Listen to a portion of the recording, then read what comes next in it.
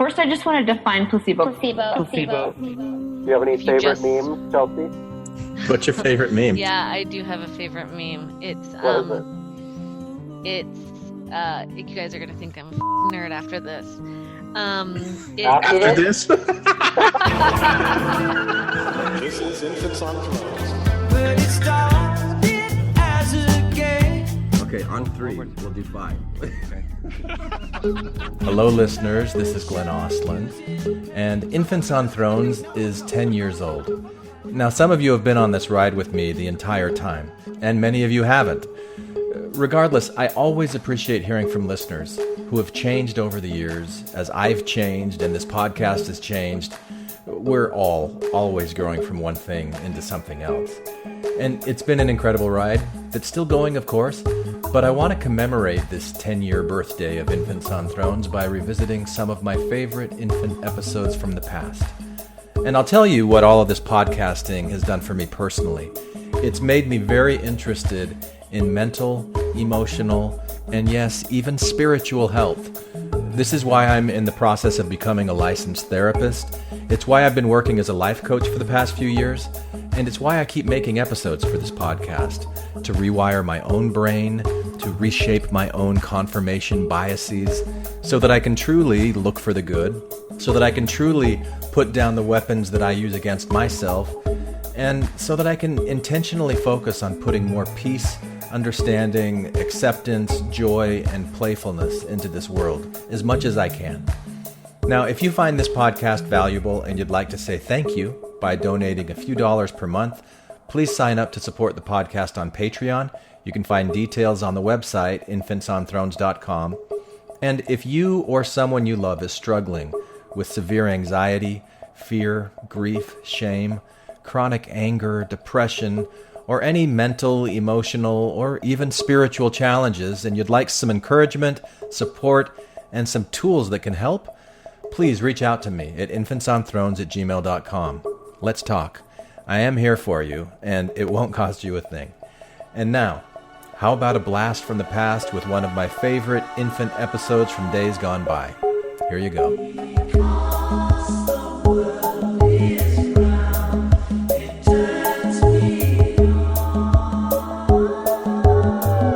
This is Infants on Thrones. Baby steps. You want someone to preach to you? The philosophies of men, I like magical toys. You want religion, do you? mingled with humor. I don't believe in them. There will be many willing to preach to you the philosophies of men mingled with humor. We are evolving. Baby steps. You can buy anything in this world of money. After your faith has let you down. Look for the good in everything. Look for the people who will set your soul free. It always seems impossible until it's done. Look for the good in everyone. All right, welcome back to Infants on Thrones. I'm Glenn Ostland, and this is episode 820, Reflections, Placebo Part 4. And today is going to wrap up the Chelsea-centric reflection series, at least what I'm publishing here to the general public, because I will publish more Chelsea episodes through Patreon, which I'll tell you more about in a minute. And it's kind of fitting, actually, because today's episode that you're going to hear was originally recorded 3 years ago in September 2019. So you'll hear us talk about 5 years earlier when we talked about placebos, which is what you previously heard in this series. But this conversation I only ever released on Patreon. I didn't release it to the general feed. And I did that partly because Scott joined us for this conversation, but he was using a cell phone and the audio quality is not great. We're sorry, the number you have dialed is not in service at this time. But you know what is great? Chelsea's insights on the placebo effect through the rise of social media. That's interesting, huh? And it was also pretty great to hear from a few of our Patreon supporters, Nathan and Celeste, who also chimed in a few times in this conversation. So anyway, that's your episode today. And I do want to thank all of you listeners who've reached out to me to thank me for reissuing these episodes. And for those of you who asked what Chelsea's up to now, well, I will be interviewing Chelsea later this week, so you'll be hearing directly from her very soon. And you know what surprised me as I went back and I listened? I remembered very well these first few Placebo episodes that we did with Chelsea, but I had forgotten how many other discussions that she was a significant part of. So all in all, Chelsea contributed to 16 episodes of Infants on Thrones. In those episodes, we talked about feminism, garments, death, the King Follett discourse, an excellent interview with Margaret Toscano. We talked about the ERA, we talked about excommunication, a manual for creating atheists, the biology of connection, and then we had a mind-blowing episode called Dr. Science in the Wonderful World of Woo. Most of that just flew right over my head, but it was fascinating. So there's a lot of Chelsea material in the backlogs of Infants on Thrones.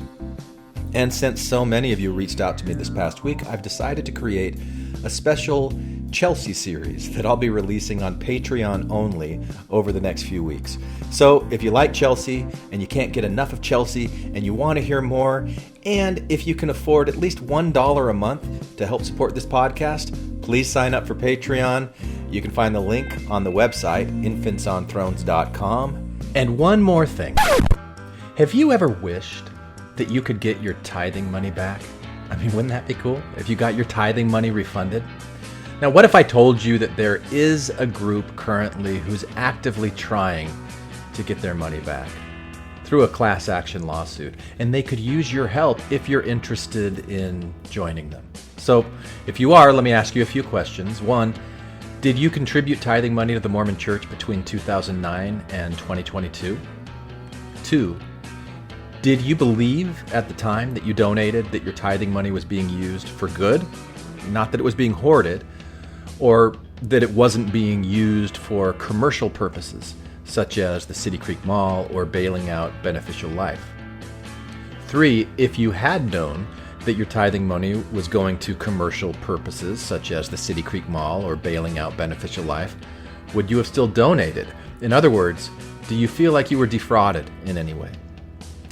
If those three criteria match you and you're interested in finding out more about this class action lawsuit, please reach out to me at infantsonthrones@gmail.com and I'll give you some more information. All right? And now... Hang on to them hats and glasses, because this here's the wildest ride in the wilderness. Oh, welcome back to Infant Nursery Hour. You want someone to preach to you? With your host, Glenn Ostland. You want religion, do you? It's sharing time. There will be many willing to preach to you the philosophies of men mingled with humor. Yeah. You can buy anything in this world. Uh-huh. Hello, Patreon supporters. Welcome back. It's been a busy week for me. So I'm just going to give you the raw audio from the conversation that we had with Chelsea about a week ago. And Scott was part of that. He had to call in from a phone, so the quality isn't all that great. We had several of you Patreon supporters who jumped on and contributed. It was great. I think the conversation kind of picked up the further it went along, and it's a good one. So I hope you enjoy it. And as always, thank you for supporting Infants on Thrones. More to come. I like that you dropped the word superlative in there. I haven't heard that since I talked with Bob. And that's been a long time. Yeah. Seriously though, can you hear me okay? Yes. Yeah, it's a little soft, but you know, it is what it is. Is Chelsea coming in? Chelsea's here. I'm here, guys. Oh, is she? Oh, Yeah. Hi, Chelsea. Hey. Yeah. So I think Chelsea, Scott, we're the core three tonight. Oh, cool. Tom was gonna join. In fact, Tom and I were having this grand debate a month or two ago. I mean, it's been longer than that, about the value or lack of value of fictions. And one of the things he said to me was, "Oh, you muted it. Dang, I was looking forward to a glorious sneeze there. Just watching the whole time." I caught it right away. I paused and I'm like, "Oh, here it comes, here it comes." But Tom said, "Yeah, we should have Chelsea come back on and talk about placebos and the placebo effect," because he was tying that in with the way that fictions can have an impact on your biology. Right. Anyway, and So yeah, and that was a couple months ago. So I was looking forward to him being part of the conversation, but he's not able to join tonight. So he's here in spirit. Let's start with you. Let's just do a little bit of catch up. It was 5 years ago that we recorded that epic placebo episode, and then a couple of follow-up ones after that I don't know if they were quite as epic as the first epic one. But what have you been doing over the last 5 years? So I finished all the degrees, graduated. And remind us what were the degrees? So it's a dual PhD in biological anthropology and cultural anthropology from Boston University. And so what that means is just I finished the whole cultural anthropology, requirements, comprehensive exam, all that, and then had to do the same thing for bio. So my committee had some bio members and some cultural members, and we had to kind of complete all the different elements, basically allowing me to understand how human bodies evolve from a biological perspective, but also the sociocultural stuff that tends to get lost when, we're talking pure bioanth. So kind of combining the two and trying to really, and that's kind of why I love this subject. I'm glad you have me on. I've gotten 4 degrees in anthropology, and I keep exploring. I'm just obsessed with these ideas, and the idea that something non-physical, like a belief system or a even if it's bullshit, relationship, even if it's bullshit, can affect your health. And I think, and this is the book I'm currently writing, is about that and how it's affecting us nowadays with kids and with suicide and self-harm and coping mechanisms, and how, our bodies aren't really meant for this level of sociality that's happening, or this level of what I call, context preference, meaning our kids can be on their phone so much that they're not having to engage socially the way we used to. We couldn't go to a movie theater by ourselves or a restaurant by ourselves. Right now, kids are alone a lot of the time because they just change their context by what they put in front of their face, and that has an effect on your health. And so all of these things, I think, I'm really excited are coming about right at the time when I think people are starting to take these things seriously. And so that's the book I'm kind of working on, is, teaching people about the placebo effect, but more how it applies to our lives. Nice. Awesome. Wait, what have you been up to, Scott? I've been working. Oh, and then you've been working. Yeah. What have you been up to, Scott? Job. Okay. What have you been up to, Scott? Oh, I was just thinking, because I have a distinct memory of mowing my lawn when re-listening back to the placebo episode right after it was published. Oh, 5 years ago when it was published. 5 years ago when it was published. Yeah. And I've been in my house like 6 years now. So yeah, that seems like ages ago. Wow. What have I been up to? A lot, just working. You weren't still Jesse back then, were you? You had gone from Jesse to Scott? No. Okay. Yeah.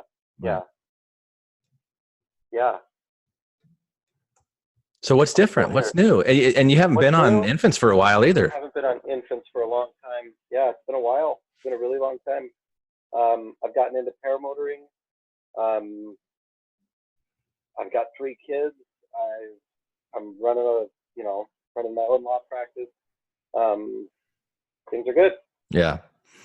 And the paramotoring, how often do you do that? Oh, I try to go every week or 2. Every weekend? You're out doing it? If I can. I can. Yeah. Yeah, it's pretty fun. That's awesome. Cool. All right. So, Chelsea, you texted me earlier today that you had some ideas for an outline on where we could start and what we could do. And I know, Scott, we talked. You had some notes on what maybe what we could do is I could ask. I had reflections on me 5 years ago was primarily what I had. When I went back and listened to that episode, it was like, wow, 5 years was it was a different time. It was just fun to go back and no, I feel the same way. I'm like, I would have a record of yourself 5 years ago. Right. Yeah. I feel the same way. I was like, I would not say it that way. I would not say any of those things. Like what? Now I want specifics. What I just felt like, so the outline I created is just like a different way to explain the placebo effect in a layered way. I felt like last time we were taught, so the placebo effect has so many different components, and I felt like we jumped right in and we're like debating like component out here and this component and this component, and like they were all so isolated, we weren't seeing the bigger picture. And so I think that that's where I was frustrated. I was like, man, I didn't explain it very well. And if I could go back, I would kind of explain it a little bit differently and take time to talk about each one of those things and answer questions about each one of those things, but knowing it's just one tiny part of this bigger thing. Does that make sense? Yeah. Well, we were talking about like the ethics of cultural imperialism. I don't know if we used those words specifically or not. Moral relativism, and we covered a lot of stuff on that one. So you want to focus mainly tonight on the placebo effect? Yeah, I think it'd be really interesting. Let's go. So what I thought I'd do is just kind of explain that whole gestalt thing, meaning it's this large thing that we can take little pieces of and explain. And then I thought we could go one by one through just like the major ones. And so as we talk about that one component, I bet you guys will have examples, things from the past podcasts, and even real world experiences with those things that we can kind of talk about, and then we'll move on to the next thing. So it's a little bit organized. Does that make sense? Yeah. So as long as it's not too organized, because then you've lost me. Okay, I won't be too organized. So basically, the reason I'm obsessed with this topic is it's really, really, really hard to measure the effect of social things, of ritual, of cultural things, of, do video games really cause violence, right? If you're a member of a church, do you live longer? I mean, we can start to prove things like that, but how do I prove? Can I pause you just for a second, Chelsea, and have you lift up your microphone just a little bit, because it keeps getting like little air pops in it. Oh, sorry. That's okay. Does that sound better? Yeah. Basically, to prove how little tiny moments in our life that we all know throughout our day are these tiny social threats. They're not that big. It's the road rage in the morning, or your boss says something a little putting you in your place, or your wife maybe isn't as kind, or these tiny social things throughout our day, or on social media. We call them social threats. They're anything that make you have what's called social stress. It kind of, you get, your body starts to stress. You start to feel unpleasant. We don't have a good way to refer to that in a social way. We're starting to use the word social pain, social stress, but it's those things throughout the day that really kind of get our body into this threatened feeling. And we have tons of them, especially if we're on social media. Times when we call it nowadays comparanoia, we're comparing ourselves to others, where I might not think about my high school or college roommate for years until I got her holiday card. That's how we were raised, right? Nowadays, we're scrolling and we're looking at other people's lives that we admire, and we're comparing ourselves to that. That's a social threat. That's going to hurt you. And so we are constantly having these social threats that are actual stress moments that have physiological responses, and those are the things that are really hard to measure, but that I believe are causing severe social and health problems in our world today. And that our bodies were not meant to handle on that scale. And no one's really studying this, the effect that this social media is having on our health. And I just feel like it doesn't make a ton of sense when we're talking about the placebo in like a drug trial, but when we really add all these elements together, it's basically just the effect of something non-physical, like a social interaction or a meaning or a belief system, but that it's having on your physiological body based on how we perceive the world. And I think that, uncovering that and parsing that apart is really important.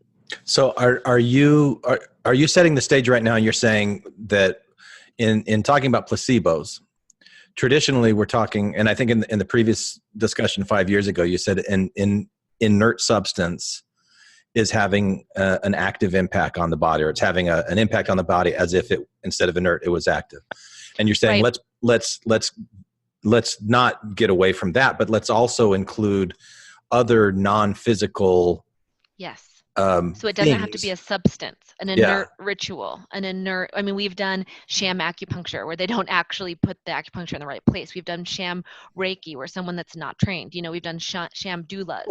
So isn't Reiki itself just sham? Yeah. Right? Like there's. Tim, I want to be the arbiter between, or I want to meet the arbiter between sham Reiki and real Reiki. That's the guy we need to have on. I can introduce you. I can actually get you a podcast with him. So yeah, I think that's like the leprechaun version. That sham Reiki. No, I'm sorry. That's bad. That's really bad. Sounds like an infomercial. Yeah, sham Reiki. So you defined it perfectly. It just doesn't have to be a substance. It could be anything kind of what we call inert, but that has a physiological effect. Like think of that in the broad context. It's insane. Well, like beliefs. Mm-hmm. Yeah. So when I was listening back to the old episode, the original one, there was one comment that was maybe kind of a throwaway comment, maybe not. I don't really know, but I wanted to ask you about it at some point, and kind of what you're talking about right now seems to be on point. So at one point you said something about memes, about Dawkins. You disagreed with Dawkins on memes specifically, and that's something that I've been thinking about a lot. Is the prevalence of our meme culture, especially in context of social media, and how that affects things and affects people. Do you have any new thoughts on that, or anything to say about that? Well, I think for our new listeners or anyone that's new, like what Scott's referring to is memes, not in the way we refer to them currently, right? These little memes that get passed along. Dawkins was trying to equate little packets of cultural knowledge pass along the same way that biological genetics pass along. I mean, he was making equivalencies. He wasn't saying that. He wasn't making an equivalency. He was making an analogy, but it would include the memes that we. Could you give me an example of what Dawkins means when he says a meme? Yeah, so like one of the earliest ones is the Kilroy is here. So that little drawing of just like a guy's face, and they'd write Kilroy is here, and people just started putting that on things, and then it got shared around and went other places. So he would define a meme as something like a unit of cultural communication. Something like that. And so our memes are exactly part of that, but all memes don't encompass that, right? That's just like a nickname we've given to one specific packet of information. So the only thing I disagree with is the process. The process through which biological organisms spread is very different than through which cultural organisms, or we can't say organism, cultural packets of information spread. It's a very different delivery system. It spreads completely differently, and there's a lot more purpose-driven, especially as someone who works in marketing and advertisement. There's a lot of manipulation by certain people in the way that memes are spread, from PR to marketing. And to me, that's very, very different than natural biological modification over time.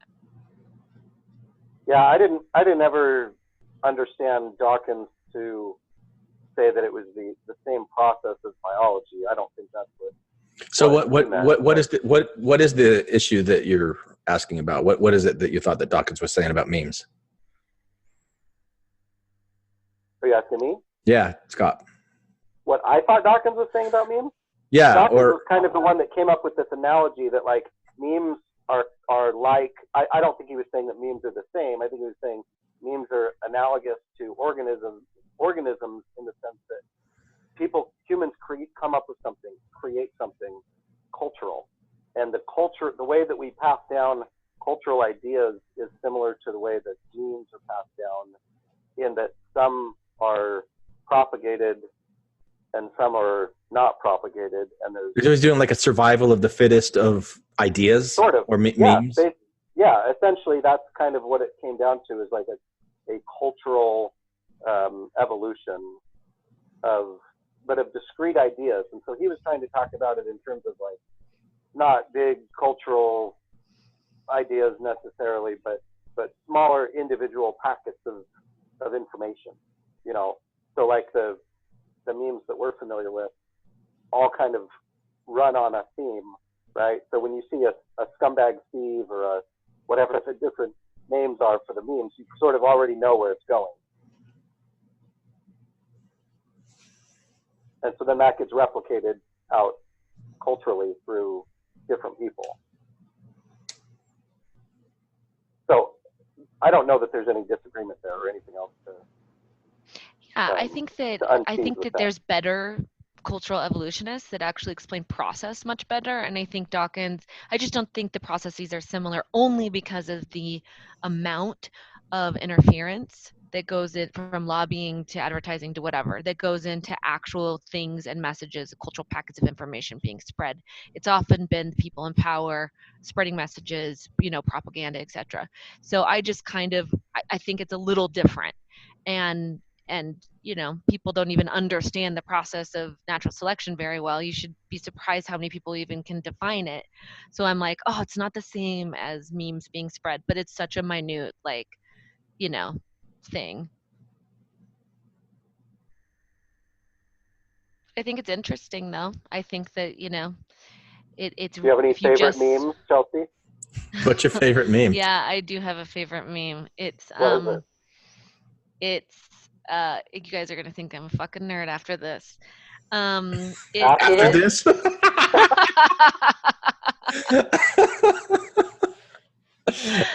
It's the press conference. How many degrees did you get? No. It's that press conference where it's all the microphones on one person and like one little microphone on one, and like the guy's kind of depressed, and it's dinosaurs with all the things, and it's all of other paleontology, and it's this beautiful it's this funny meme. And this woman at this TED conference gave this amazing talk. I hope it goes live someday in Edinburgh. And it was about all the other life forms besides dinosaurs that have been on Earth since the dawn of time. And it was like the giant sloths and these crazy creatures under the, in the ocean. It was like the vast, just mind-blowing animals that have existed on this planet. And like, we only talk about dinosaurs, so it was funny. Awesome.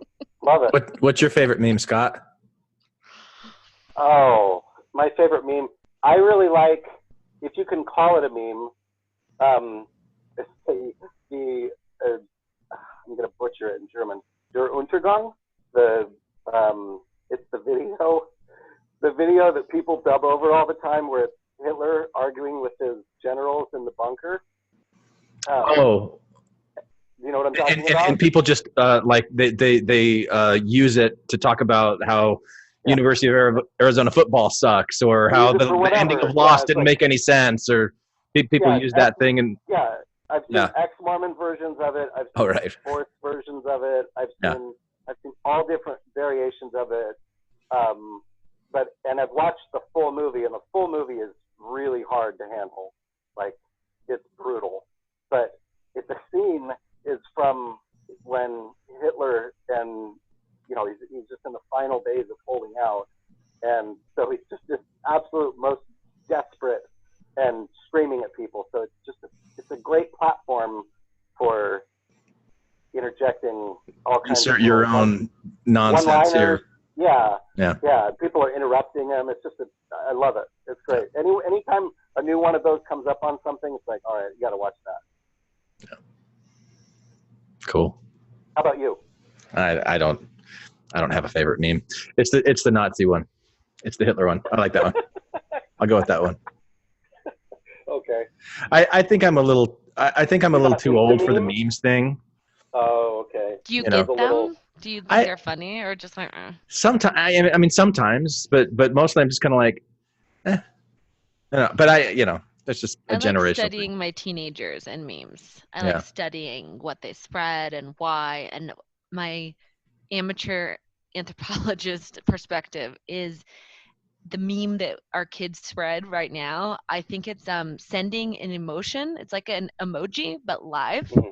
So you're able to capture like cringe. You're able to capture like, oh my God, you're able to kind of capture a snapshot of an emotion that's even more realistic than the emoji.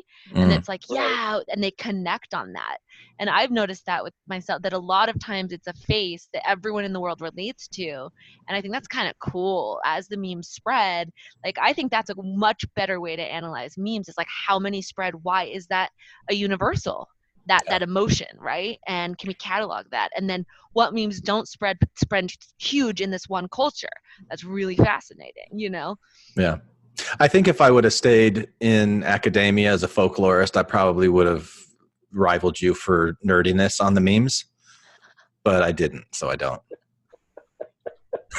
Is that your backhanded way of calling her a nerd? I'm just validating what she said earlier, restating, validating. Perfectly reframing. fine being called like a nerd. it. Yeah. I will own that word happily. So can I ask and I am a nerd. question? Oh, we've got a listener question from Nathan. Sure. So if memes are spread like natural selection, then is advertising basically analogous to artificial selection or breeding of ideas? It's a great question. In fact, Nathan, I was just thinking that in my head as we were talking about that.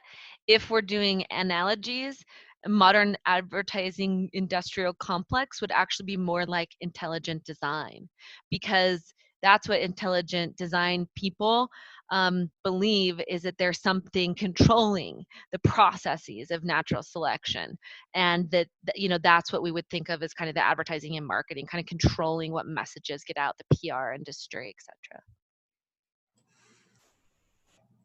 Like that Amazon Prime series, The Boys. Did you guys see it? Exactly. That is so good, right? And also like horrifyingly. Yeah, violent. but that's that like intelligent design. We're going to spin the message. We're going to like very top down. This is all designed. Like we are manipulating your emotions, and you're fueling our power. Yeah. Exactly. And that's kind of how really good scientists, even the guy from Ferris Day Bueller's, the Ben, what's his name? Ben something that's like Bueller. Ben Stein. Ben Stein. So he did this movie about intelligent design. He's a pretty intelligent person. And he was Nixon's speechwriter. He was in Nixon's White House. Right. I mean, it's interesting, but at the end of this movie, it's basically like, I understand all the principles of evolution and natural selection. The only thing we differ is that, like, God's controlling it. I mean, at this point, they can't really compete with ideas. We're not seeing new theories proposed. We're not seeing, there's total agreement with most scientists. It's just whether or not God is directing it or manipulating it. Or is it? I don't know. I just threw that one in. So let's go back to your outline, Chelsea, where you wanted to go with placebo, because all of these things, and even like intelligent design, when people get attached to these certain beliefs, there's this cognitive bias that kicks in. And I think that cognitive bias, or is that what? Oh no, confirmation bias. The confirmation bias is probably a very powerful influencer when it comes to placebo effect. It's one of the strongest. So especially if you really love and respect someone, and I think that's the fuel that basically spreads MLMs. Has anyone here seen the new Showtime Becoming a God in Florida with Kristen Dunst? Oh No. My goodness. Watch it. It's all about MLMs and social manipulation, and it's like a sitcom series or comedy, no, or it's kind of drama? like a drama, almost like a Fargo-esque drama. Oh. It's new. She was good in Fargo. It's a little kitschy. I loved her in Fargo, yeah. Awesome. But what I love about it is it's really kind of showing those social relationships and how to be in and out and how to recruit someone and manipulate them socially. And I'm not saying that that's what all MLMs are doing. I'm saying what they've mastered is the fact that a recommendation by someone you trust is one of the most powerful placebos. In fact, I think I said this last episode, but they have done studies for different heart medicines and statins and cholesterol. There's certain ones for certain races, and there's certain ones for certain ages, and there's certain ones for certain genders. So there's specific ones that an African-American woman over 60 should be taking versus a younger 40-year-old white male, right? And the science has proven that. Okay, that's millions of dollars of testing and science to prove that.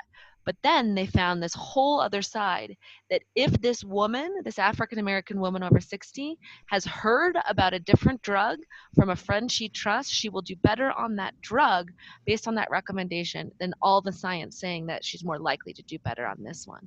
And so we have even that detailed of science on the power of suggestion, they call it, but of this ability to basically to trust someone so much that your body begins predictively responding as if that thing is accurate. And would you say that that's an example of confirmation bias? because the trust is there, the expectation that what they're telling you is going to be correct is there. So then you kind of focus on, you find or maybe even create for yourself confirmation that bias that you had, that trust that you had in them is going to be true. And even at a biological level, that can manifest itself.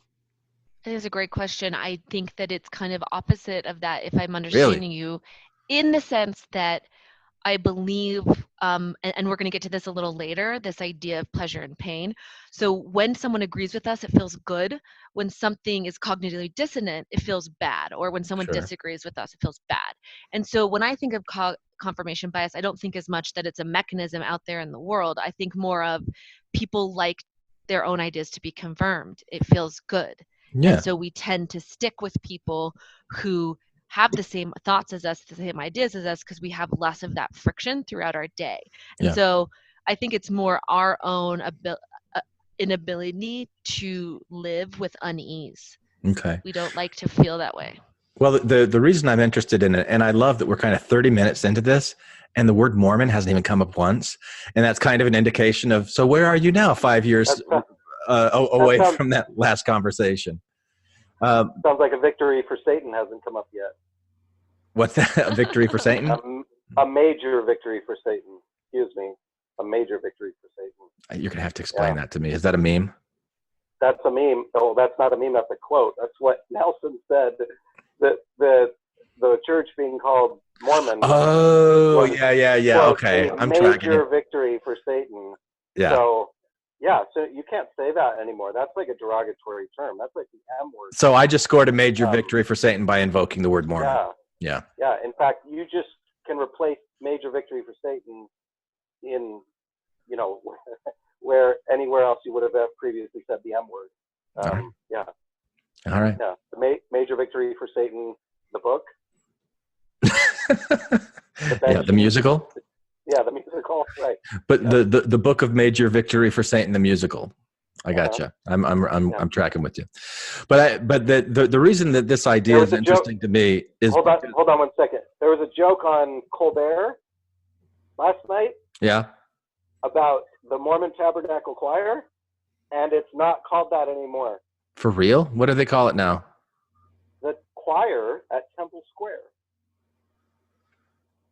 And what was the joke? What was the joke?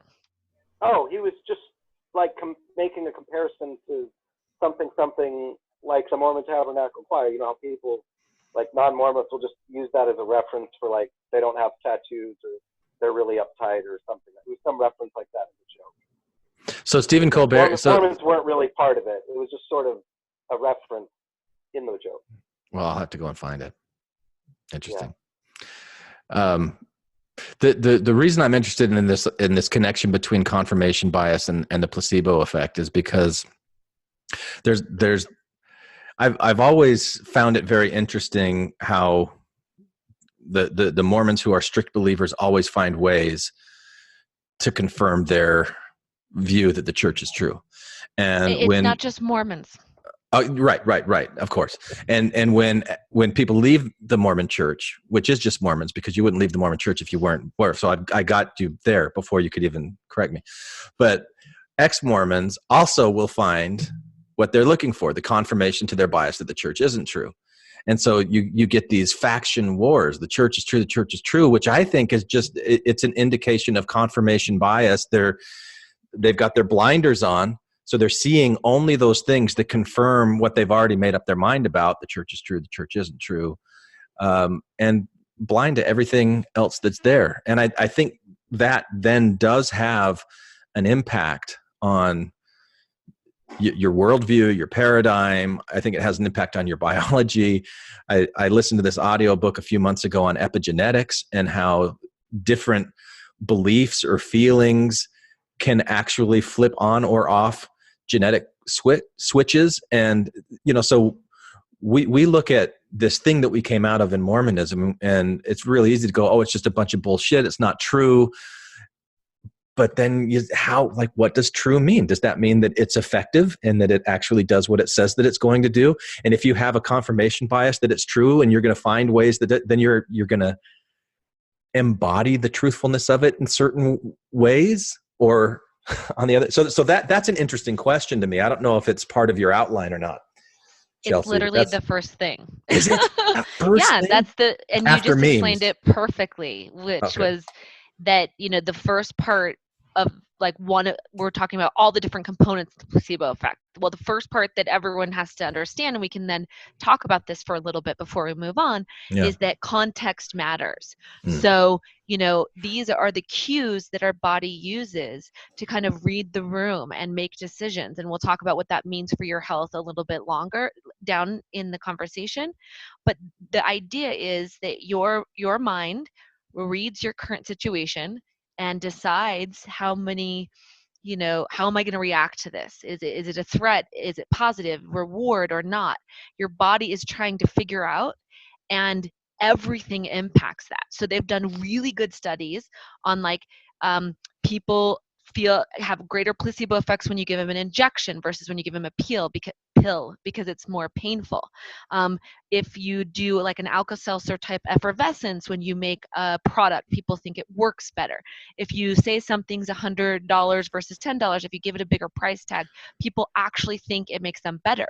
There's a little placebo effect. Are you saying in the case of the injection, because it's doing more, like there's this belief in these cases that having direct contact with the bloodstream is going to have a quicker effect than if you swallow a pill and it takes a while to digest. And so because people might be aware of that, they would think, oh, because this placebo is injected into me, they don't know it's a placebo, but they think it's going to have an impact more. So it does. Same with the effervescent bubbling up. They see that there's this chemical reaction. It's doing something. They're like, oh, so that's going to have a reaction in me. And almost like not like sleight of hand, but kind of like I'm seeing the things that I would expect to see for something that is effective, and that makes it the potential impact stronger. 1,000% correct. All right. And what we're talking about with all these examples is just that can happen in multiple ways. So if Scott came to you and I came to you and we're both trying to sell you something, your trust for Scott is probably different than your trust for me, and you would respond completely differently in both of those situations, even though we might be selling you the same thing. It's how much do you actually trust the person selling you. Now, this is really complicated because we're kind of talking about it in medical situations, and then we're pulling it out into social situations. But the whole point is, I want you just for 1 second to think about how you feel think of the biggest, nicest, fanciest hotel you've ever been in and how you felt in that room for a second, just your body. And then think of being in like a gross, like hoarder's house where there is just shit piled everywhere, and maybe even actual cat shit on the floor, and it stinks and it's disgusting. And like imagine just sitting in that for a while and how it makes you feel. This ability of our bodies to read a situation and respond, and that response is trying to teach us something, doesn't ever turn off. And yes, it happens in medical context, and yes, we can measure it when we're actually doing really small, neurobiology. But this ability to be basically adaptable to our environment happens all the time. And we could sit here for 10 hours talking about the little ways that we can tell when our context changes and how our bodies react. And the idea is that certain rituals and certain doctors and certain marketing execs are able to understand that relationship between a context and your body, and is able to manipulate that to get you to feel a certain way and do a certain thing. So for example, Coca-Cola, the happiness ads, and this is the last thing I'll say, and we can open it up on this topic, but Coca-Cola picks things. It's genius. I think they're genius in the way of understanding human emotion and sociocultural signal. They pick something that universally is loved, like pizza or movies or popcorn, and they associate themselves with them. So you love this, you'll also love this. Subaru does that with dogs. Have you noticed? Every time you go to the movie theater, you have to sit through this. This is our student film where we made a free commercial for Coca-Cola so that we could, And it's all this like happy, smiling, pretty people on these dates and big close-up shots of the Coke and the popcorn and all that stuff. So And they did a whole campaign of just kissing. Everyone loves kissing, and it turns on your mirror neurons, right? And right. So like they're great at being able to shift your context. Same way horror movie on the other spectrum, same way horror movies are able to do that. And so that's the whole point of this first section, and we can talk all about it, and you guys can ask questions or whatever.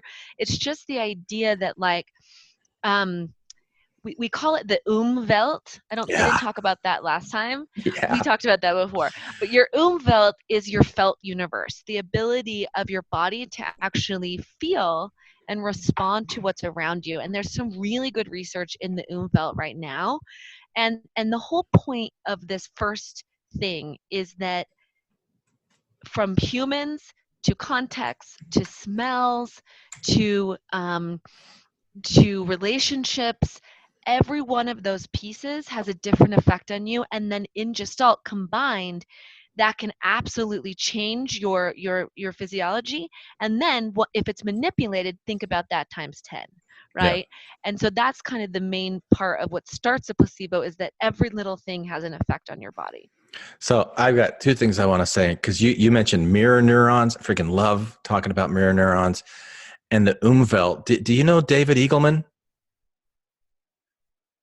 Is he the Stanford professor? I don't know. I just saw I've seen a TED talk that he does, and I've got a book of his that I've listened to, and he talks about the Umwelt, and I think the percentage that he gave of like all of the things that are around us in the environment, we're only able to perceive about 0.1% or something like that of all, and like our Umwelt, what we're able to perceive is different from a dog's Umwelt, because we know they can hear higher frequencies. And like when you start understanding, like, we are these creatures that exist in this world that only are aware of a small fraction of what's around us, that's an interesting proposition all by itself. But what you're saying is that within that small fraction of things that we're aware of, that's one factor in all of the other things that can start the domino effect of a placebo effect. Like you expect to see bubbles in an Alka-Seltzer thing, and so you see those bubbles, or the needle that's penetrating your skin. And well, let's build that. So let's say I'm trying to create a new product. If I make it effervescent, I'm going to increase the placebo effect. If I make it a certain color, they've proven this, I'm going to affect the placebo effect. If it has a brand name that people trust, so an Excedrin always does better, even if it's a sugar pill Excedrin, than a non-branded sugar pill, right? So that brand has an effect. And they've actually layered this. They've tested doses, if you will, of placebo effects. And that's some of the coolest research out there on placebo, is they've dosed kindness. How much kindness leads to a placebo, how much touching, how much listening, how much, what different colors and different cultures. I mean, they've been able to kind of really test these things out. So if you really think about how you experience the world as all of these different layers of effect, it kind of makes you see your context a little bit differently. Mm-hmm. So Chelsea, I have a question for you about metrics. So when you're saying that there's an effect, let's go back to your example of the Lipitor or Crestor, those medications that affect cholesterol. So if I measure in a person who's getting a placebo their amount of cholesterol in their body, and they're feeling like they're getting an effect, does their cholesterol actually go down, or does their mental health, is that the effect? And so is it really affecting what its target is, or is it really just an effect about feeling better? Both. So let's say that I go to a population in the Amazon who's never heard of cholesterol, and I give them a sugar pill and tell them it will make them feel better. Will that affect their cholesterol? So if you're talking about FDA-approved medicine, then yes, because you can't put a drug on the market until it's passed the placebo trial, meaning it has to be better. I'm talking about a sugar pill. So your original argument was that there's an effect, a physiological effect, on just giving somebody this medication, even though it may not have a true effect in reality. It's not active. It doesn't have an active ingredient. It's inert. Okay. It's inert. So we're giving them an inert cholesterol pill, and to people who don't understand cholesterol. Exactly. So if I understood correctly, you said if you give it to somebody who understands that they're getting a cholesterol medication, then it will affect their cholesterol, right? It will lower their cholesterol by just feeling that they're getting it. Right. So it does depend. This is why it gets really, really complicated when we get down to the neurobiology. There are certain medications that, yes, will in fact operate on the exact same body systems as the active medication because of predictive. They're meaning that if it's a cholesterol pill and it's a cholesterol sugar pill, the sugar pill will affect cholesterol. There are also what does that mean? What is cholesterol sugar pill?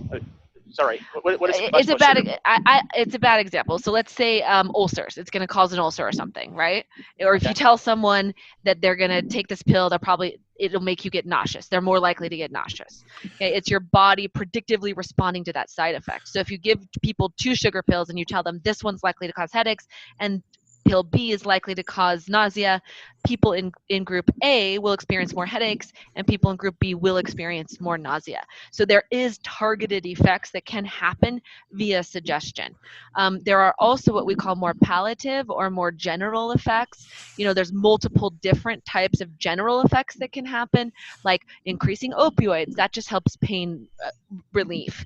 It could be an increase of oxytocin because you bonded with your doctor or something. So there are these other parts of the ritual of medicine or feeling cared for by getting medicine that automatically helps people, even if they don't get any placebo. Just signing up for the trial, they've shown, already helps people improve a little bit. And that's the next thing we're going to talk about, which is health resource allocation. But before we go on to that, though, Jill, I just want to go back to what Nathan said, because I think what you talked about with context, Chelsea, really applies to the way that Nathan framed the question. Because Nathan, if I understand what you said at first, you were saying you have a sugar pill, it's a placebo, you give it to someone in Africa who doesn't know anything about cholesterol, and will that improve their cholesterol? And I think what that example did was it said they don't have any context to create any kind of expectation that this sugar pill is going to do anything for them. And what Chelsea was talking about earlier is if the pill is a certain color, or if the person that's giving to them is someone that they trust, like a witch doctor, as compared to somebody that they don't trust, like an enemy, like all of these different factors. How do they explain the pill? They have to explain it somehow. That all will have an effect. Yeah, and so all of those factors would go into what the potential impact could be.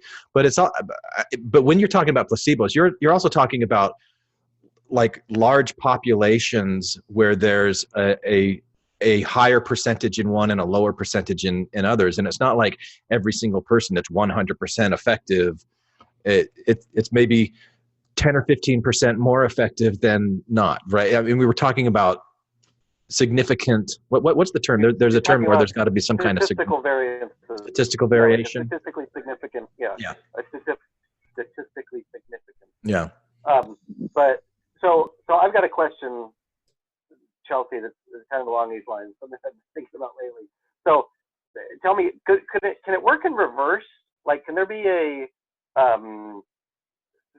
so this is my example is something I remember you saying before was that placebo effect is, at least in some context or in some part, based on to the extent that the person actually believes that the thing they're doing is causing one thing or another, right? Like the person's belief is important to the effect. Absolutely. Is that fair to say? Okay. So what I'm thinking about is something that we maybe know to be harmful, like say the vaping thing that's going on right now, where there's suddenly all these people that are having immediate health consequences. So what I'm thinking is, if there's millions of people out there who've already been vaping, and then suddenly their belief that vaping is super fine and safe and like it's okay, if that shatters overnight, then is all of a sudden sort of a prophylactic placebo effect that was in place already. Is that a nocebo? A nocebo. Exactly. There we go. Yeah, a nocebo that then is, eliminated, and could cause health problems because people start realizing, that it's physically a bad idea. Absolutely. That's absolutely been proven, not that specific case study, but case studies like that for sure. And I think that's why, if we understand the power of suggestion and the power that we're talking about, I mean, to get a drug approved, it takes millions and millions of dollars just to beat a placebo. It is a very powerful thing to create a context in which we're convincing someone's to do something or to feel something or to think something. And how often is that used for negative, right? And I look at, now I'm anti all organizations, because at some point someone's manipulating someone and someone's benefiting from someone, and it's just kind of overwhelming sometimes and frustrating at the same time. I think it's often used for wrong.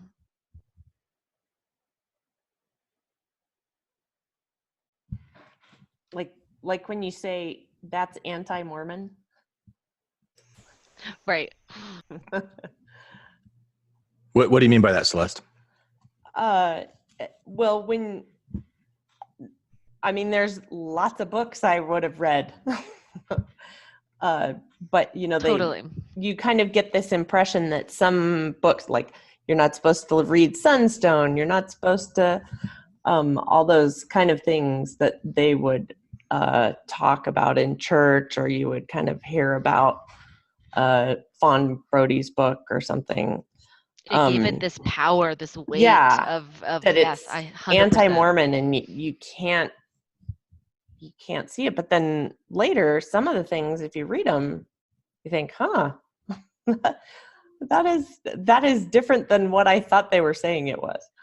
And then think about, so I always think physiologically, think about, I remember when I was first getting married, just people prepping me for sex, because I was virgin, I was Mormon, and people saying really strange things, kind of negative, and how did that preoccupy my experiences? I don't know, right? Or let's even say childbirth. We know that your expectation, your conditioned response, your past experiences with childbirth, meaning things you've seen on TV, things you've experienced in health class, things that your parents have told you informally, all of that affects how much pain and how problematic your birth is. Again, there's other physiological factors you cannot control, but there's proof that all impacts the way that your birth experience goes. So everything from creation of your worldview all the way down to how much pain you experience in childbirth or how much pleasure you experience in sex. This is all coming from, these contextual cues over a lifetime. And that's one of the reasons why it's so difficult to study, because your contextual cues that have built are quite different than mine. And that's exactly what Greg was talking about earlier with epigenetics. It's based on your own life experiences, your own development, your own exposure to certain things. Yeah, I just read I think it was called The Midwives. It was like an Oprah book. And I, growing up, I don't know, my family had all gone to hospitals and everything. I hadn't even ever considered a midwife. But when I read that story, just having somebody explain why they liked it and just the richness of it just completely changed my mind about that being an important other way to have birth. Yeah, it was watching births in West Africa and kind of doing some reading because of the placebo effect research I was doing that I gave birth to my daughter naturally. Now that's not for everyone, and I'm not one of those hardcore, everyone needs to do it. But just reading the research and diving into it, it's really, really fascinating how much, and it's on purpose. your labor is supposed to stop if you're stressed, right? Think about on the Pleistocene, you can't be out in the middle of the wild and like be giving birth. You're so vulnerable, both you and your child. And so anytime stress is present, a lot of times labor will stop. And so understanding that relationship and then the process of the hospital and the process of which we give birth now, it's just a fascinating thing to kind of learn about your physiology in a modern world that's kind of made not for your natural physiology, but that's kind of made as a system or an organization, right? For the conveniency of business. Yes.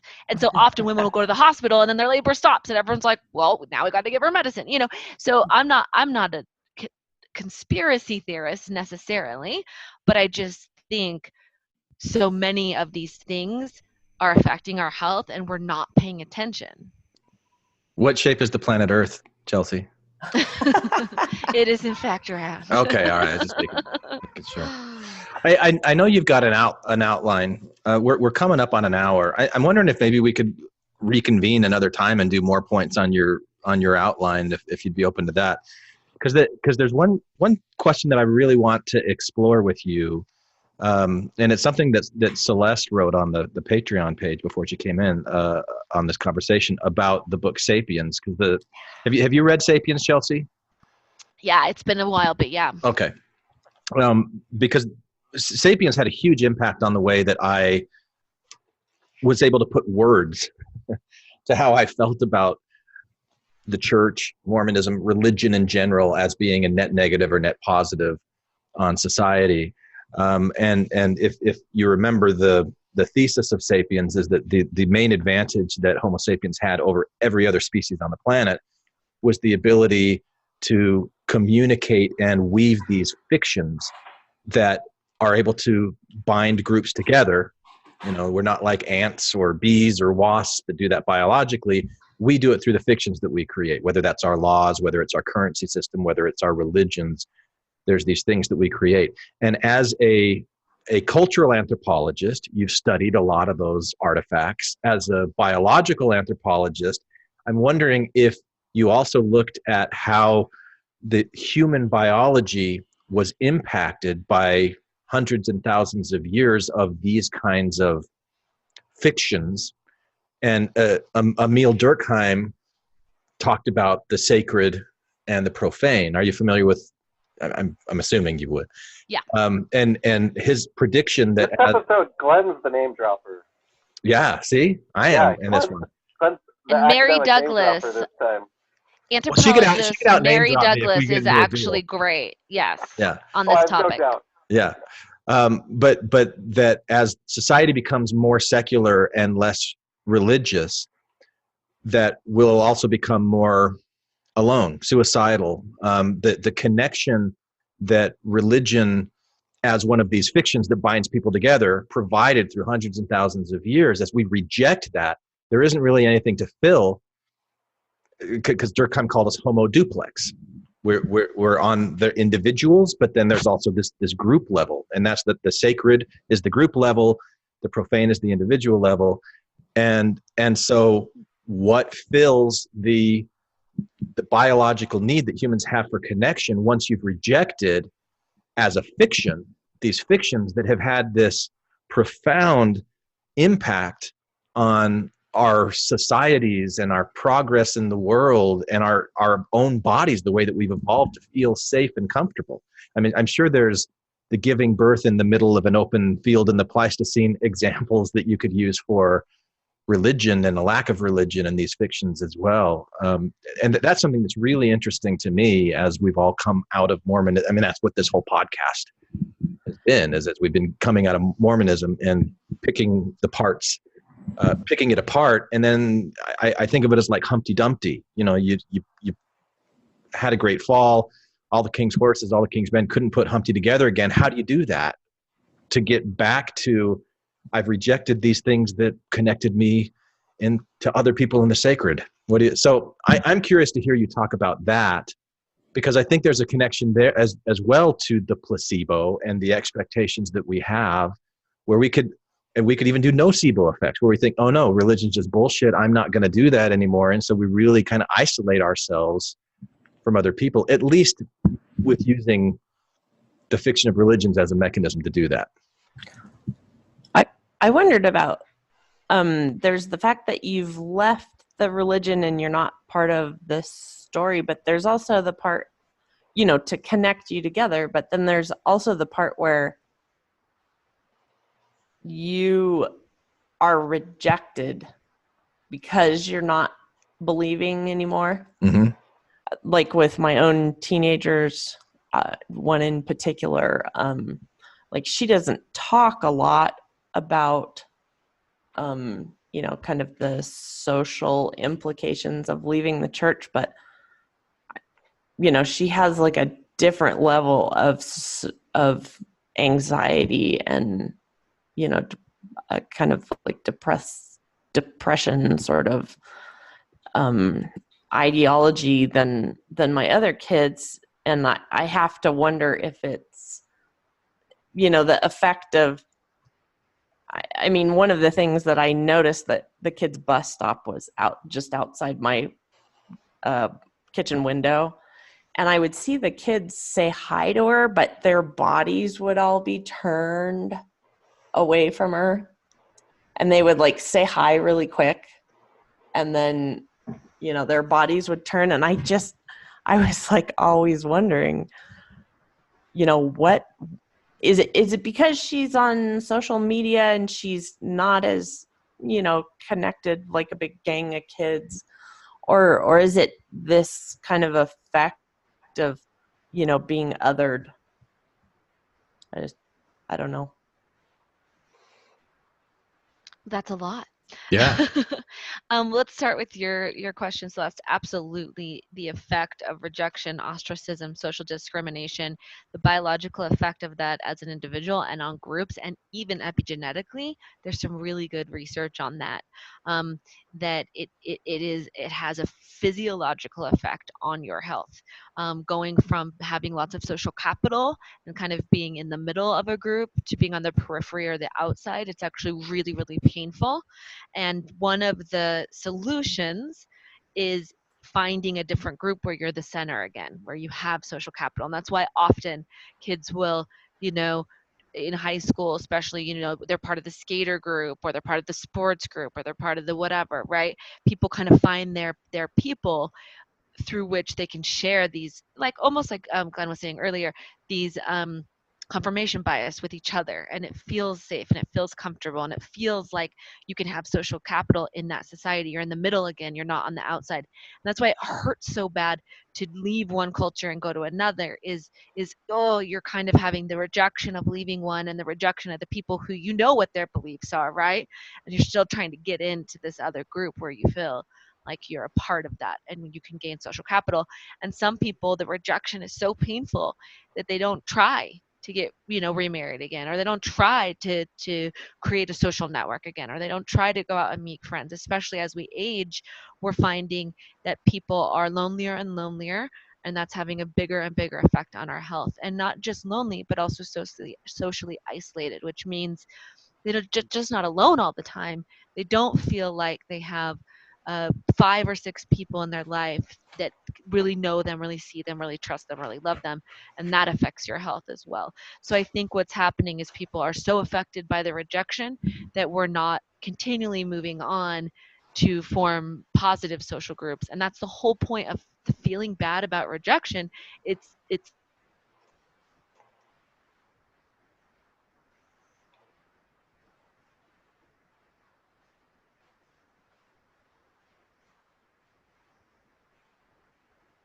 so bad that instead of learning how to find the right group to be included, we're now just avoiding it altogether. And never before in society has that been so easy. So for example, let's think about living 200 years ago. You couldn't just ignore everyone around you. You couldn't just not go to school. You couldn't just play on your slate with a chalkboard, and if you did, I don't know, I'm trying to think of a phone equivalent. And if you did, you would kind of be seen as othered and weird and strange, right? And so, but you couldn't necessarily, and that's even bullying had a mechanism back in the day. I'm not saying bring it back. Come on, I'm not evil. I just mean it has a mechanism to keep people in the middle, to keep people in the group. And as all of these things are branching out, we're kind of just allowed to be isolated because it's sometimes easier. And the whole point of that feeling, that unpleasant feeling of rejection, is to teach you to find better friends next time or find a more trusted organization. It's just like when you touch a fire and it burns your hand, it hurts. That pain mechanism is there to teach you, don't do that again. And instead, I think people are feeling that pain and just never cooking. Does that make sense in a social metaphor? Yeah, you almost have to. I mean, I think about, like, as I see my oldest son have a child and how they protect him so much, and I think about kids that are older, were raised before, like, you would have lots of little falls on the playground and lots of stuff like that. And it seemed like it kind of, I don't know, helped you be able to try more things. Have you read The Coddling of the American Mind? No, it's on my list, though. Yeah. You just gave a nice summary of it. I probably would like the book. Yeah. So the whole point of this, contextual layering is that that's just one point of it, right? That historical generational coddling of the American mind is just one of the layers that's affecting this generation. It's a different parenting style that we invented because we didn't like the parenting style of the people that came before us, and they didn't like the parenting style of the people that came before us. And so this is our new kind of generational parenting style, and it's not in every family, obviously, but if you think bell curve wise, we are seeing generational similarities, and that is just one thing. Now add on the layer of internet and the fact that all of us who had access to information that was not controlled by the church, right? And then add on that a smartphone, and then add on that Facebook, and then add on that, and we're just seeing a very different social world, and each of those things is having an effect on us. Yeah. It's all bringing us closer to the next leap in evolution as Homo sapien goes to Homo Deus, which is the sequel to Sapiens, by the way. Although, Glenn, I still want to answer your question. So Okay. I really thought that was fascinating. I think that the fascinating part about what you asked is, okay, if we somehow did an autopsy to see what my insides look like versus someone on the Pleistocene, right, has these 300,000 years, has this, 1.4 million, how far back do we want to go, has this social and cultural changes that we've experienced in modern human life had an effect on the body? And what we find is actually no. And I'll explain that because, well, yes and no. I mean, obviously we see epigenetic changes, but you could, cut up someone 200,000, 350,000 years ago and me, and you couldn't tell. There hasn't been that many biological shifts. And the reason for that is biological shifts take really long times, generations, to kind of weed out certain traits and have other traits magnify. It also helps to be isolated. It also helps to have some kind of catastrophe, right? If there was some asteroid and only people with certain lung capacity survived, we would see that trait really magnified, and that frequency would increase, and we'd start to see that trait spread and the other traits die out. So what happens with humans particularly is the invention of culture, the ability to manipulate our environment, the ability to create a knife, meant that we didn't have to change our teeth as we ate different food, right? The invention of cooking meant that we have generalized dentition even though we eat meat and we're carnivores. So all of these cultural things are easier to spread, they're quicker to make. Exactly what Scott was saying earlier about cultural evolution, it moves so much faster than biological evolution that humans have solved most of the problems they've encountered with cultural changes and cultural transitions. Okay, so I've we got a question. wouldn't see that on the body necessarily. Okay, yeah, the body, and it's that necessarily part that I want to explore, because if you're saying that living in these small groups of like 150 people or less for how long we live like that and we're socialized like that, and that there were certain learned behaviors and biochemical responses to things, do those biochemical responses get passed down as like a tendency to be more easily triggered by someone turning their back to you, and then you feel isolated. Or like you see certain gestures, you have certain feelings, certain biological responses that makes you act in a certain way. You pass those down to your children just by observation and learned behavior. But then is there also a biological something that's passed down? So there are these instincts or traits, and it's at the level of the instincts. I don't know if you cut open a body and you do an autopsy, where are you going to find the instincts? Where are you going to find that to know if these instincts have been co-evolving with us over hundreds of thousands of years? And that's where Durkheim's sacred and profane is existing, not in that, oh, we've got 3 hearts now. Yeah. Or like in the movie Paul, 3 tits. That's awesome. Well, you and Celeste are great. So she talked about number 5 on our list, which is reward punishment. And you just talked about number 6 on our list, which is the fact that as humans gained ecological dominance, which means survival of the fittest was no longer about, who could outrun a predator, because now we built homes, now we have shelter. We're able to manipulate our environment so much that nature is no longer controlling the mechanisms of natural selection. So what is? Who survives, who dies, who lives, who has a lot, who has nothing. It becomes social. And so that's what you're talking about, is people over time have developed the ability to have their body affected by social interactions. And so we actually see different body systems co-opted. So there's a pain system, and we see that co-opted by social pain, and it works the same mechanisms. So we would see that same neural pathway in, let's say, an ancient human, but it's used differently. It's used for a different, we call that a byproduct of evolution. That same pathway is now used differently. It's in order to teach you how to be good socially instead of just physical pain. So it's the same system, but it's used in different ways. Yeah. And like artifacts in folklore are like that too, where you could have like farmers that have certain tools that, as the technology advances and those tools become obsolete, the original function of those tools changes, and they still use the tools. It still has meaning, but it's doing something different for them now. You're talking about the biological equivalent of that in systems. Exactly. I've got like a really annoying pedantic question for you. Where is the line to divide between nature and social systems that are created by humans who are actually nature? Right. And that's that cyclical process. It's called cultural niche theory in neuroanthropology. It's just this idea. Is it for nerds?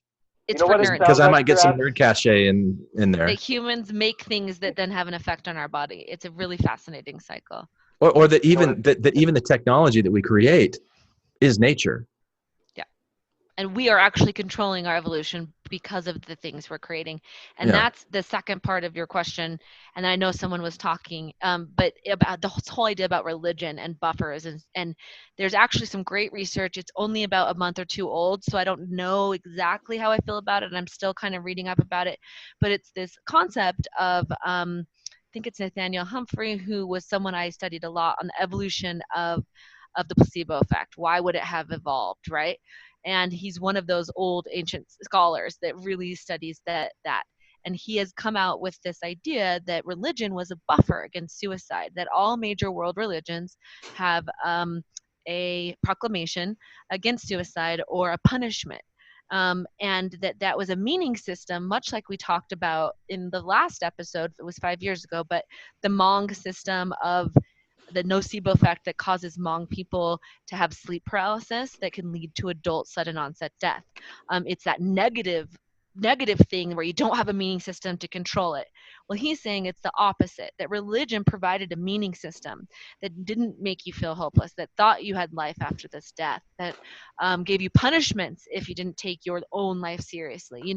All of these different factors of this meaning system that was actually a buffer against suicide. And as we get rid of religion because of its veracity, we're losing that buffer of meaning that kept us alive. Now, it's a new argument, but it is interesting. And I'll say this last thing, and I know you want to talk, but the idea is whether you like it or not, it's a good example of humans have created not just tools, we've created meaning systems, we've created fictions, we've created lots of different things instead of biologically evolving. We've created these things because it's easier to create that and affect our body than it is for our bodies to change. And this might just be one of the things we created. Yeah. I don't really know what his argument is, but just by the way that you were describing it, it sounds like he's taking a very late feature that developed in religion, like these control mechanisms, and like putting them way, way, way back in the past, as if it didn't evolve to this point.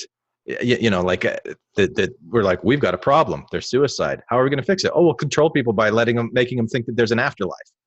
Like, I don't know. If it evolved over time like natural selection, it doesn't mean someone's in charge of it. What it means is that people who believed in an afterlife lived longer and had more children than people who didn't, right? That's kind of what it means. And that religions that, had something against suicide, those people tended to live longer and spread that message and whatever. That's the idea. It's not that it's a purposeful thing. It's that suicide might have those ideas might have led to greater survival among certain people. I enjoy debating things like this, so it's fun. Go ahead, Utah's not doing well on the suicide statistics last I heard.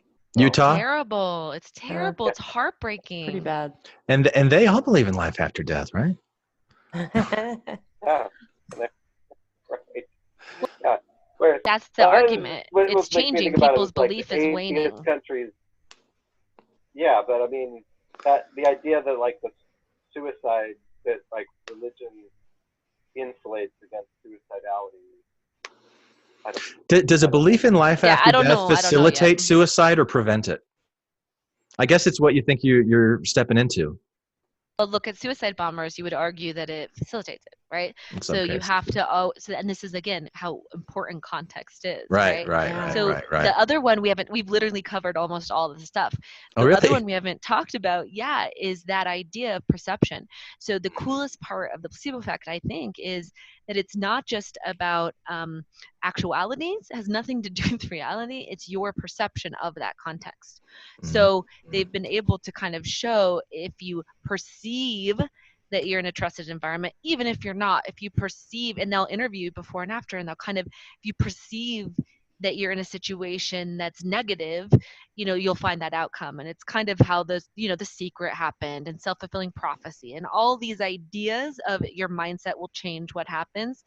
There's some veracity there, that your perception of certain contexts, just like we talked about, each layered effect, one of those, and one of the most powerful is your own interpretation of that context. And that has a major effect.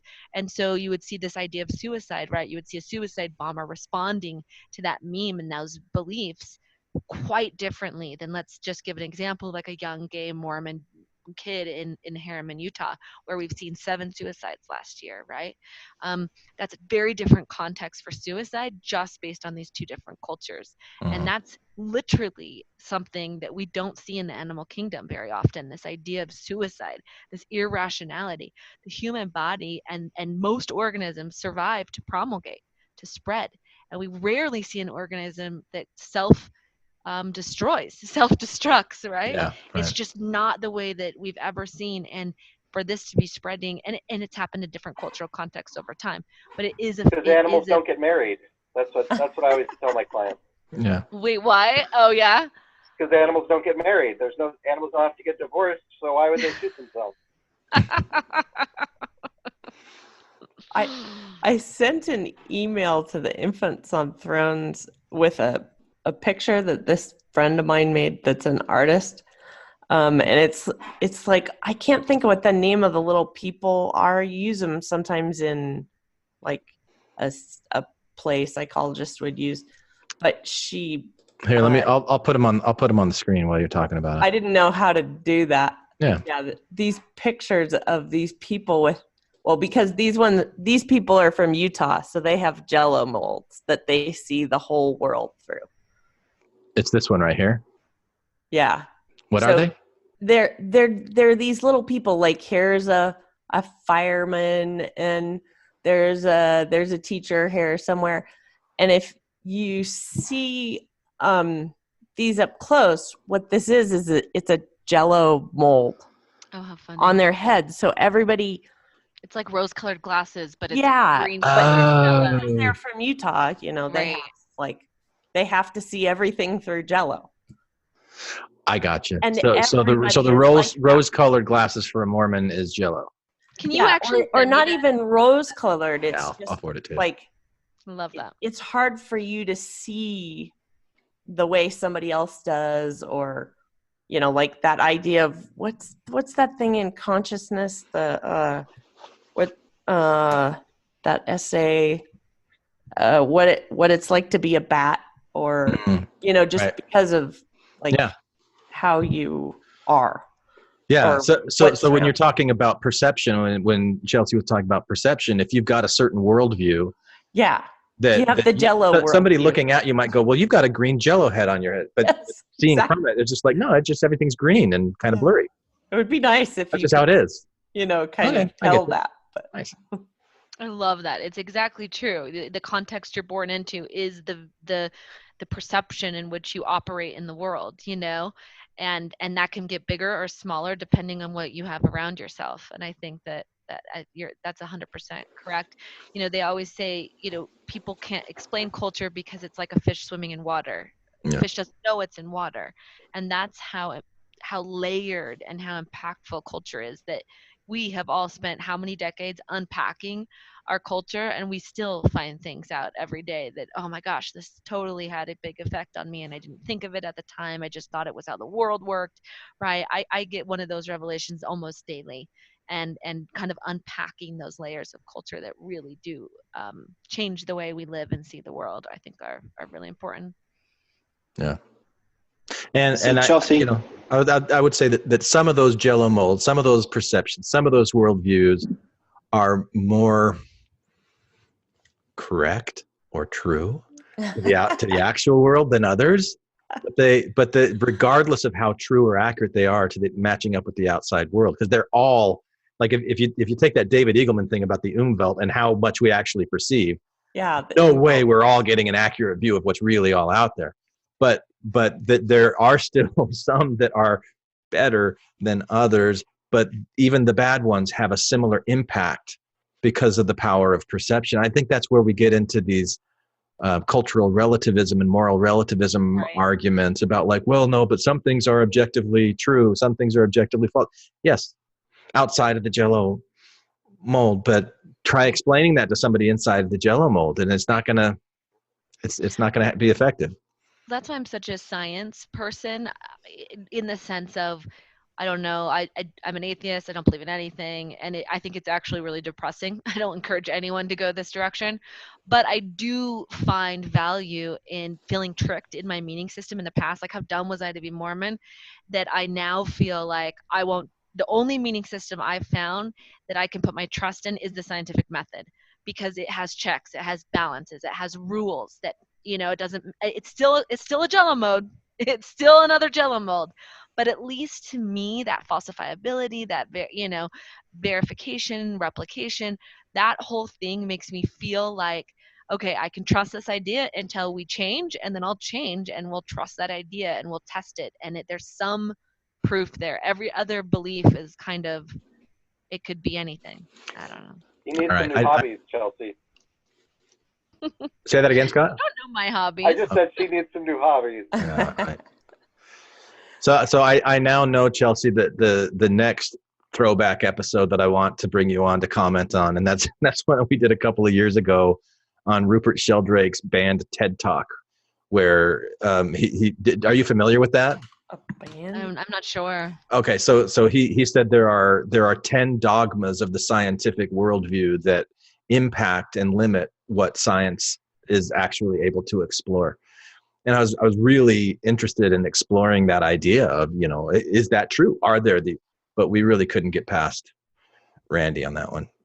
It was still a fun episode. It was still interesting, but I'd be interested to have that conversation with you at some point. Yeah, it'll be fascinating. I kind of just like the idea that science will admit that it's wrong. And that's been my issue with religion, right? And that's been my issue with, I don't have to be right. I just want, if we're not right, let's admit it, let's learn, and let's move on. Let's try to be the best we can possibly be. And I'm not meaning that in an attitude or a progressive way. I mean, let's try to understand knowledge the best we can across cultures throughout time. And that's as much as humans can do, but let's be pretty smart about it. With a big humility pill that there is much more that we don't know than that we actually do know. And the things that we don't know could impact the things that we think we know and just turn it on its head at any point. So let's not use that to like embrace the things that we know aren't right or aren't true. But and here's the saddest still part. be We could all be destroyed open. tomorrow, and all of this accumulated knowledge that this one species has acquired on this planet could be lost forever. It takes less than 10,000 years for the Earth to regrow and our presence to be almost unknown. That to me is the part that, like, again, Scott's going to be like, you need to fucking get some hobbies. But that's what keeps me up at night, is this idea.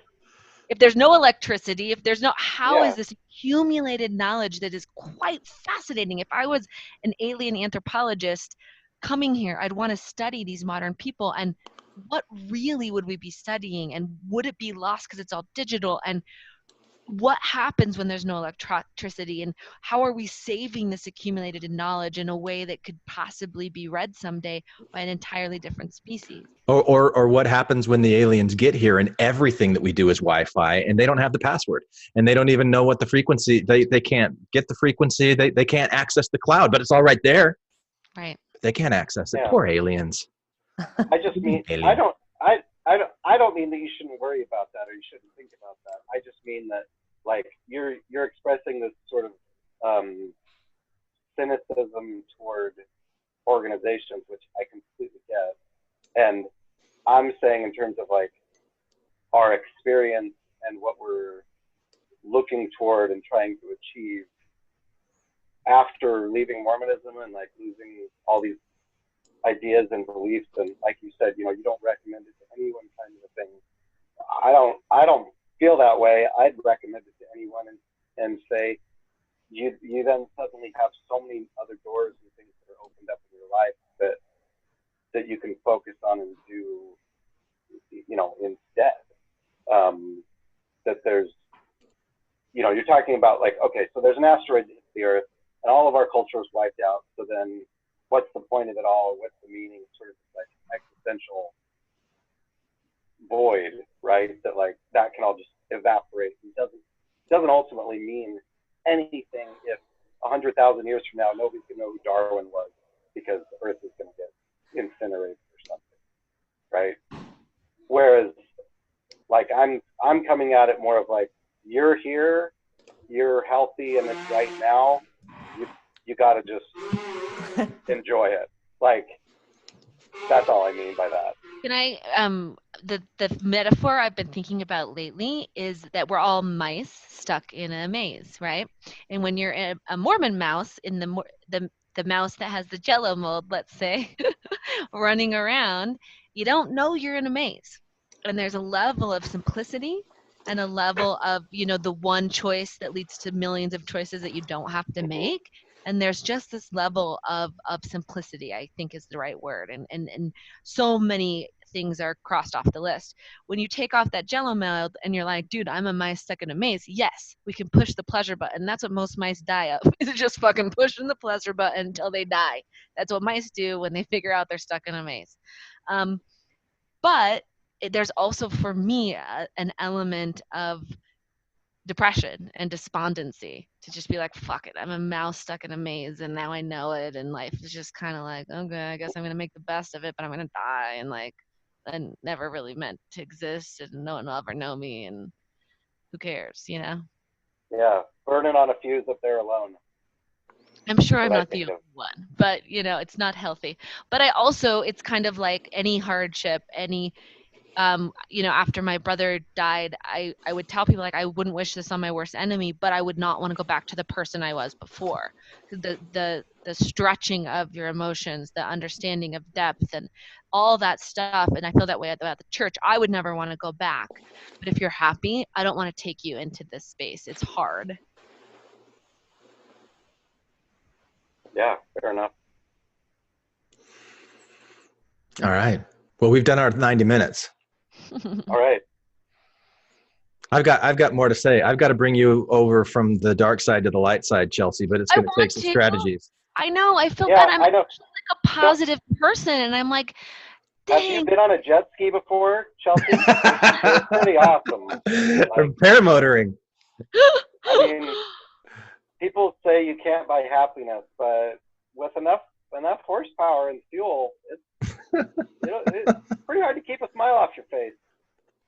It's true. And I have found marijuana, and that makes me very, very happy. So I get it. There are pleasure, but to me, that's just the mouse pushing the pleasure button, and that's cool. But what's the difference? I don't know. Am I the only one? Does no one else feel kind of this cynicism about the meaning of life? I used to, until I rediscovered God. Oh, God. Now we're gonna really need to continue. Oh no! What I meant is until I rediscovered that all of us are God. Like string theory kind of stuff. I don't know. Maybe something like that. Got into string theory. That's something I would say. He's not. I got into string theory a little bit. I got out of it quick. In and out. Yeah, in and out. That's great. In and out. Yeah. Okay.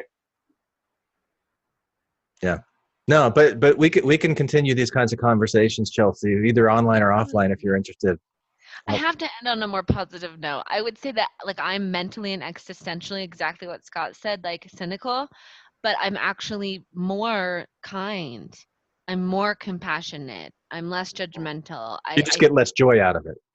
No. I think that if you know what effect you have on others, you're more careful. You're more careful with them. You're more careful with the way you talk to them. You're more careful with how you treat them. And I think that, if we could all be a little more careful with each other, knowing what effect we have, that's going to make the world a better place.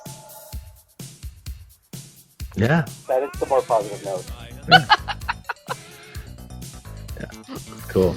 All right. Well, thanks for coming on, Chelsea. Thanks for making an appearance, Scott. All right.